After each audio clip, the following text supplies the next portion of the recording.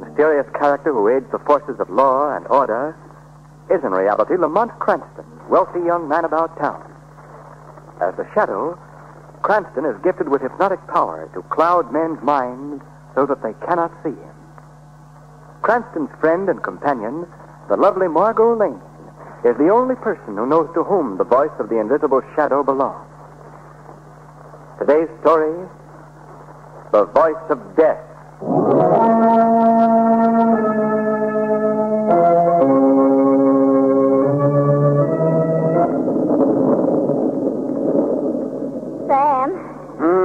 Yes, Annie. You almost finished reading your paper? Yes, Annie. Time to go to bed, ain't it? Yes, Annie. Better make sure all the windows are shut. Sounds like a real mean storm coming up. Yes, Annie. Sam. Yes, Annie. Did you hear that? What? You hear it? Sounds just like little kittens. Yeah. Well, I wonder where they come from. With the poor things outdoors on a night like this. Sam, will you go out and find them? Go on, will you? No, Annie, you don't. Just listen to them little critters. Ain't you got no heart, Sam? Oh, all right. Where's my raincoat now? Here you are. I'll set up a little box for 'em by the fire. All right. Now, stop your crying, kittens. I'm coming. Just wait. I'll heat up a bit of milk, too. You see him, Sam? No, not yet. Here, kitty. Annie, I don't... Sam, what's wrong? What in the name of all that's holy? Sam, what is it? Sam, what happened? Sam, blood. You're all covered with blood. Rose. They tore my... Sam, how could kittens do... Sam. He's dead.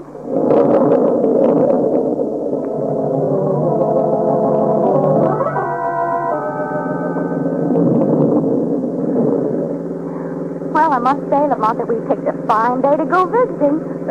You want no secret, Margot? I'm your man. This whole thing is just an effect. Huh? A fact, eh? People always look for a mysterious atmosphere in the Louisiana bayous, so Mother Nature very obligingly provided for them. Oh, I see. Well, I must say that sunshine wouldn't make a great deal of difference. I don't see how it could ever penetrate those moss-laden trees. Much further to go, Lamont? I don't think so. Arthur told me the house was exactly 5 miles from that last bridge. Why in the world would anyone want to live way off like this? Well, the house has been in Arthur Wittington's family for many, many years, and Arthur, being a rather peculiar chap, I don't suppose it bothers him in the least. Oh. Well, forgive me for appearing dull, but I don't get it. Well, Margot, it's a long story. It began in college when we took a medical course together. I guess I was the only person in the whole school who really understood him. Well, why was that? Well, Arthur was a brilliant student, but he was also a highly sensitive lad, always imagining that people were making fun of him, laughing at him behind his back. Was there any reason for that? Well, yes, there was. It was his voice. He had the harshest sounding voice I'd ever heard. It clacked, it rasped, it did everything that a voice shouldn't do. Really? In fact, it was his voice that made him leave medical school. I don't follow you, Lamont. Well, it all happened one day in class. Arthur had prepared a paper, an excellent paper that he had to read aloud to the student body. I can see him now, nervously getting to his feet, fumbling with the paper, then clearing his throat. Thank you, Professor. I have the paper ready. I will now read some facts that I have prepared that are based on my findings of diseases of the heart. As we all know, diseases of the heart may be classified in two main groups. One, diseases of the valve. One, diseases of the valve.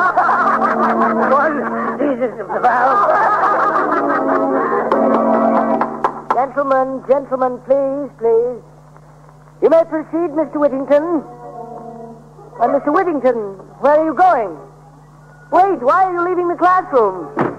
Well, he threw down his paper and walked right out of the room. And he also walked right out of the school, Margot. Oh, the poor boy. I've never heard of him since. But we've corresponded. And then, as you know, when he learned that we were down here in Louisiana fishing, he got in touch with me and invited us out to see him. Well, that goes a long way toward explaining his living out here so far from civilization. You know, he still must be sensitive about that horrible voice. Yes, I'm sure he is. But remember, we mustn't do anything to call attention to it. Oh, heavens, no, I wouldn't. Lamont, there's something right ahead on the road. Yes, Margot, yes, I see it.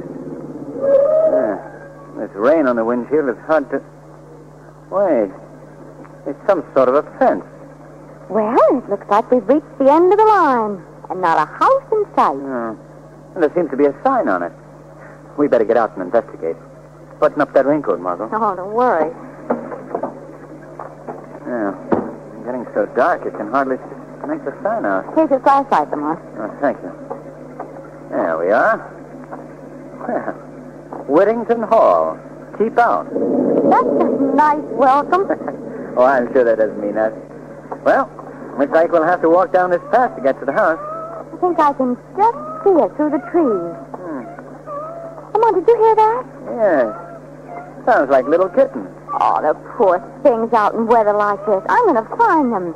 They seem to be under that bush. Here, kitty. Margot, you'll get so climbing around in that underbrush. Well, I'll have them just... Margot! Come on, quickly! Margot, what in the name? Dog! Giant dog! Get down, you! Get down! Get down! Run for it, Margot! There's trouble back there! Get down, you! Get out! There. They're running away. Margot, are you all right? Yes, I guess so. They didn't hurt you? No, one of them ripped my coat, that's all. Lamont, I don't understand. They sounded like little kittens. Yes, I know. Oh, what do you make of it, Lamont? I don't know. But one thing is certain. We're going back to the car and get my revolver before we start for that house.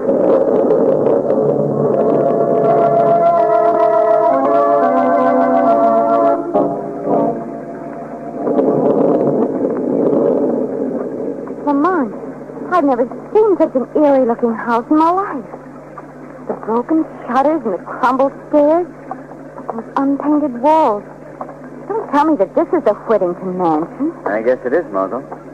Yeah, I wish we were back in New Orleans.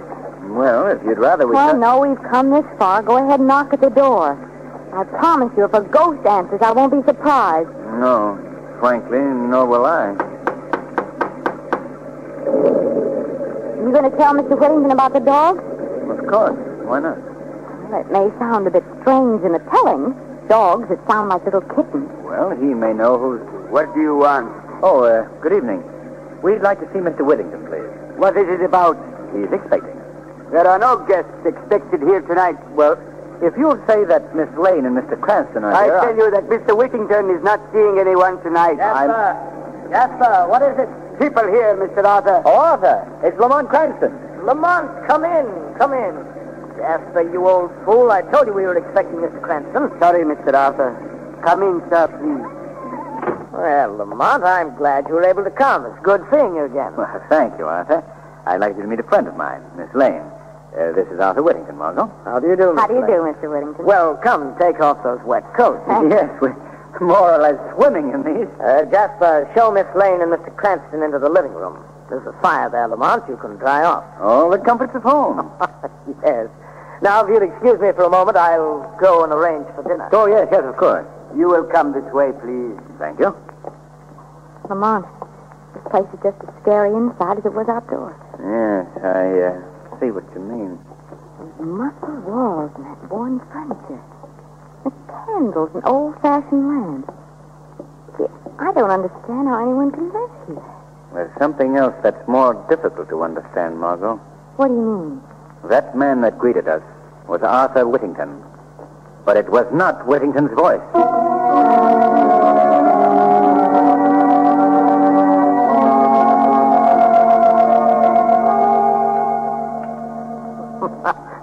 No, Lamont.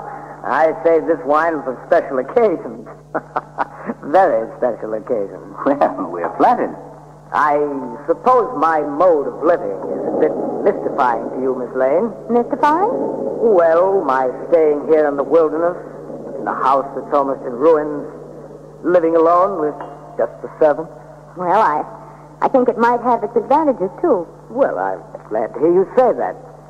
Some people might not understand. I must say, though, Arthur, for a man who's roughing it, you set a highly civilized table. Well, I'm like a Britisher in the tropics, I guess. I still like to maintain... Master Arthur. What is it, Jasper? Why are you interrupting my meal? Master, they are loose again. What? I told you to keep that door locked. I know, but they got out. You fool. They must be someplace near. I keep hearing them. Excuse me, please, Miss Lane. Lamont, I'll be right back. Come along, Jasper. Yes. Oh, don't mind us. Lamont, you know the worst people. What's all this about? I'm not sure, Margot. But it could be those savage dogs. Lamont, do you think they belong to Mr. Wittington? Perhaps. You know, I'm letting you in on a little secret. I wish we could leave here. Well, why, Margot? Well, the way Arthur Wittington acts, the way he talks, the way he looks at you. I don't know, it just sends shivers up my back. But we can't leave now. Not until the storm is over, at any rate. Oh, I certainly wish that we'd never... Lamont, do you hear that? Yes. That same sound. They're near the house this time. Why should he have such beasts around here? And how did they get the voice of a cat? That's something we'll find out when Arthur returns. I'll just go... What was that? It was a human voice. It sounded like it came from someplace here in the house. Yes. Oh, I don't like this place, Lamont. When he comes back, I think you should ask for an explanation. I think we should know about those dogs and that moaning, too. Yes, when Arthur returns... I have returned, Lamont. I didn't hear you come in. What was that about, my returning, Lamont? Well, Arthur, both Margot and myself are very curious to learn something about two giant dogs that we encountered on our way in here. Oh, yes? What about them? Well, we wondered just how it was possible that these huge animals had the vocal cords of tiny kittens. Oh, Lamont. I shouldn't have given you that last glass of wine. No, but it's true. I saw and heard them, too. Oh, now come, Miss Lane. I'd say your imaginations were working overtime. Who is that, Arthur? Well, what are you talking about? There, hear it? That voice. Someone in this house. Arthur, we've got to... Yes, I know. Now that you've heard him, I'll have to explain his presence. Well, who is it? Why did he cry out like that? Miss Lane, that was a cousin of mine, Frank Harper. He's in one of the rooms off this corridor. He's locked in that room because he's not right mentally. Oh. I'm sorry you had to learn about this. Family skeletons are never very pleasant topics. Harper. Yes, you see, my dear cousin Harper, I've gotten free of my shell at last. Oh. And now... Get out of here, do you hear me? No, I won't. Help me, you two. Help me. He can't keep me here like this. Look, fool, get back to your room. No, let me go. Take it easy, Arthur. I must handle this my own way. Don't let him send me back. Help me. Shut up, you fool. Help me. Come in here with me. No. Lamont. Oh, Lamont, that was horrible. Yes, and it was also very revealing. What do you mean? The voice of that man Harper is the same one that used to belong to Arthur Wittington.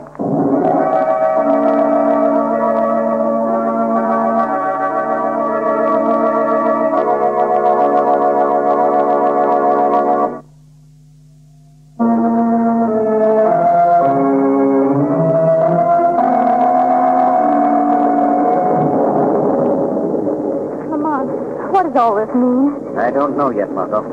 Some way, somehow, that poor creature that rushed in here has been given Wittington's voice. Listen, the animals again. Yes. They're part of this thing, too, this mix-up of voices. Oh, Lamont, I wish we could leave here right now. We can't go now, Margot. Not until we learn what's behind all this. Lamont, what's happening up there? Sounds as if Harper's being beaten. Come on, Margot. We're going to that room. What are you going to do? I want to talk to that boy. Quietly, Margot. We must get down the hall without Wittington hearing us. Oh, what is he doing to him? Quiet. The room is right down here. Are you going in there? Not yet. Not until Wittington leaves. I want to talk to the boy alone. Oh, perhaps I'd better wait in the living room. Well, If Whittington wants to know where you are, I can tell him that you've gone out to the car for something. very well, Margot. But please, Lamont, please don't be long. I won't. The answer to this mystery will be found very quickly by the shadow.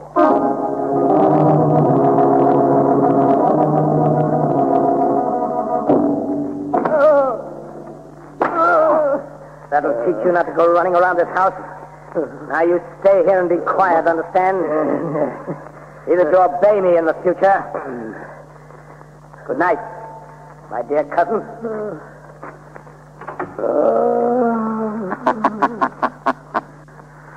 Harper.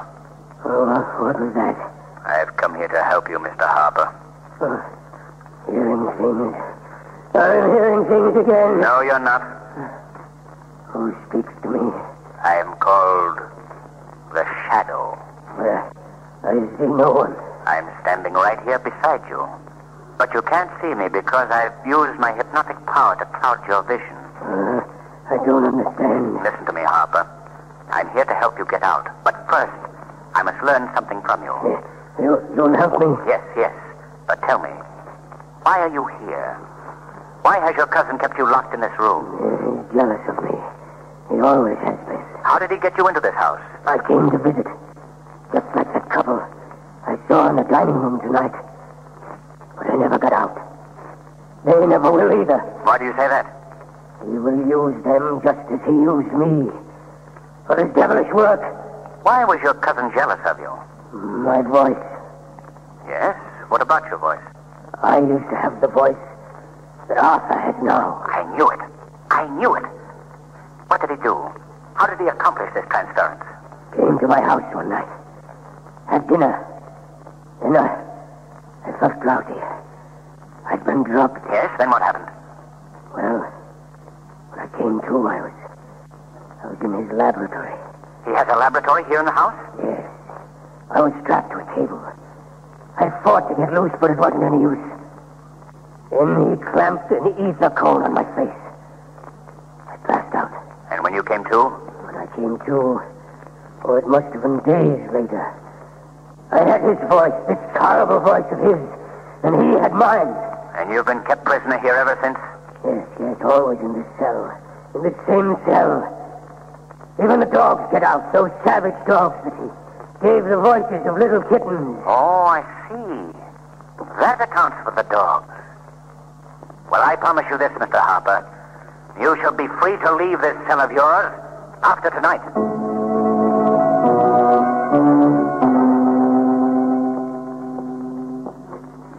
Is that you, Lamont? No? Oh. I'm sorry. Oh, Mr. Whittington. Where is Lamont? Well, he went out to the car for something. He should be right back. I see.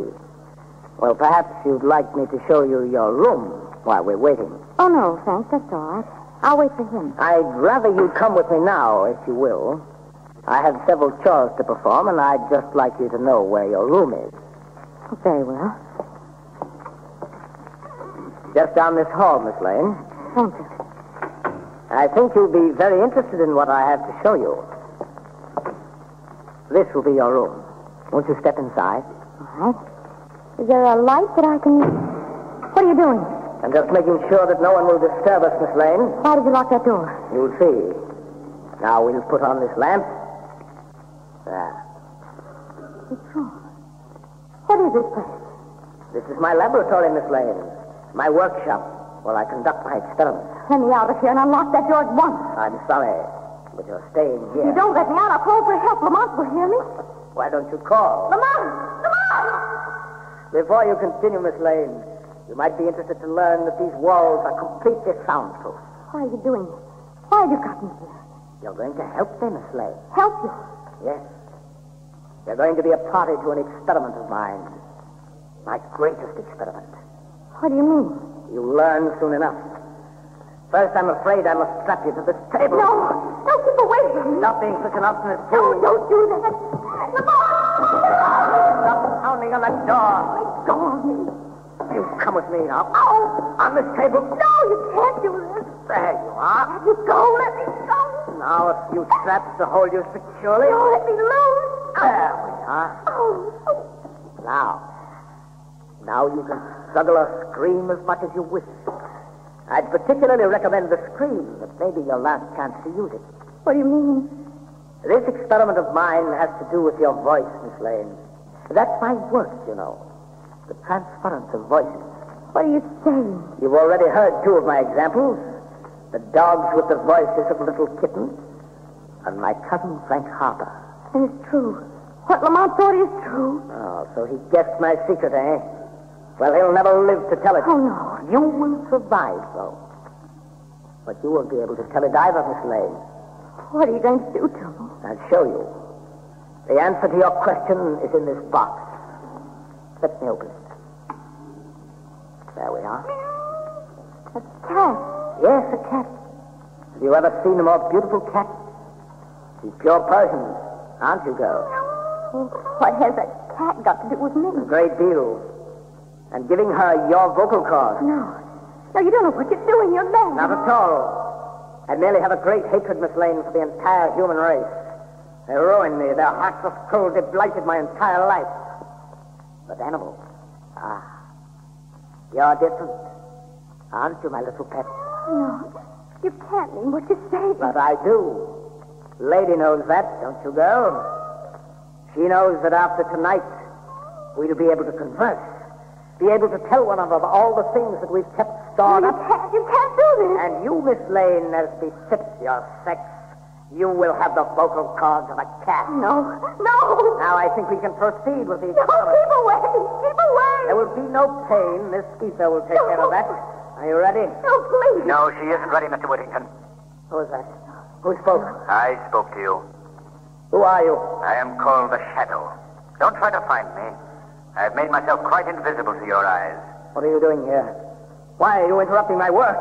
I've come to put an end to your work. I'm here to free that young woman. Oh, no, you won't. I'm not frightened by someone I can't even see. Put down that ether. I'm going ahead with my work. No.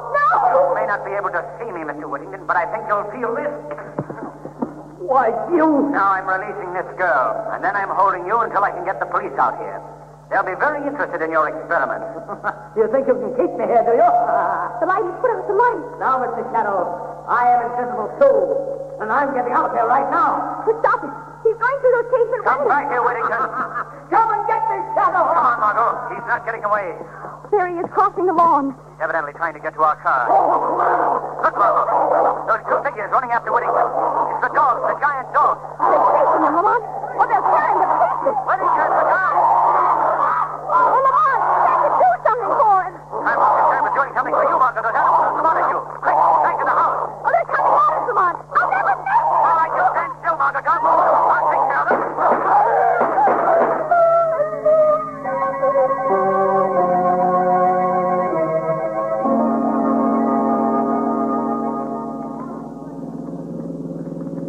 Well, now that we see that Mr. Harper's in good hands, I don't mind saying I'm certainly glad to be leaving that place, Lamont. You do know such interesting people. Well, you can't say they're dull. No. Did you tell the police about the dogs? Yes. They've destroyed them. And Whittington's body is being removed to town. You know something, Lamont? What? Whenever I see an alley cat from now on, I'll think to myself, there, but for the grace of the shadow, go I.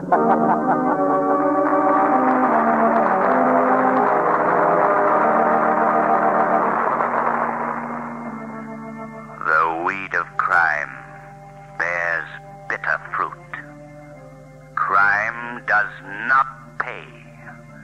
The shadow knows.